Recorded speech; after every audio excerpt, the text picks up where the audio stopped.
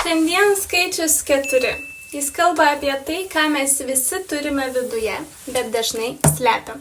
Apie šeimą, apie emocijas, apie šaknis, iš kurių užaugam. Skaičius 4 tai tavo pamatai.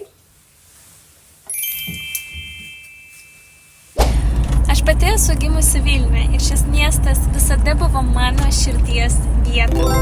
Kur bebūčiau, žinokit, Vilnius man reiškia namus. Bet kai susipažinau su savo vyru, persikraščiau į Klaipėdą. Taip, arčiau gamtos ir arčiau vyro. Ir tai, būtent šią situaciją mane išmokė vieno labai svarbaus dalyko. Skaičius 4 tai apie šaknis, apie tai, ką nešiojam giliai viduje, iš kur kylia ir kas mums yra namai. Kur bebūtum, šaknis vis tiek šnabžda iš vidaus.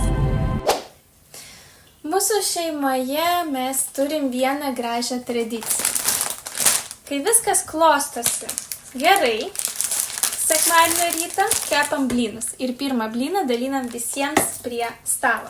Net jeigu tuo metu turim svečių ir jiems atitenka dalis. O valgydami tą vieną blyną prisimenam protėvius, močiutės, senelės. Pavyzdžiui, mano protėviai tiek iš mamos, tiek iš tėčio pusės buvo mokytojai. Kažkas turėjo mokyklas, kažkas tiesiog mokymus. Man asmeniškai skaičius 4 primena.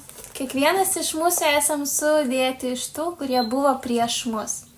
Ir perduoti tai vaikams, tai yra tiesiog dovana, kuris stiprina šaknis. Per tradicijas mes nepamirštam, kas esam ir iš ko susidėti.